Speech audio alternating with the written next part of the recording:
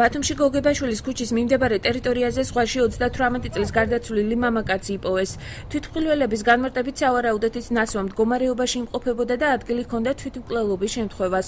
გავრცელებული ინფორმაციით დაღუპული ბათუმში მუშაობდა, თუმცა ის პირადობის მოწმობის თანახმად მარტვილის მკვიდრია.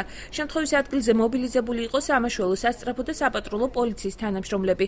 სამაშველო სამსახურის თანამშრომლები შემთხვევის ადგილზე შეტყობინების მიღებიდან 15 წუთში გამოცხადდნენ.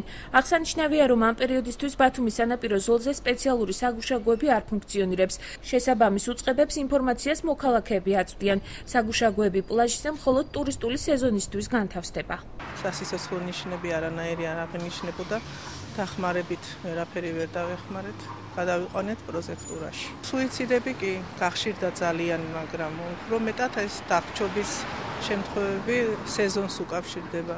ეს პიროვნება იმყოფებოდა ნაცვლად მდგომარეობაში და წინასწარი მოკვლევით მას გაუსკვდა გული და ვერ მოხერხდა მისი გადარჩენა. ჩვენი სამსახურები მაისის თვიდან უკვე განლაგდებიან მხოლოდ ეგრეთ წოდებულ პლიაჟებზე და მხოლოდ ზღვის პერიმეტრი ხდება ზაფხულის პერიოდში დაცული.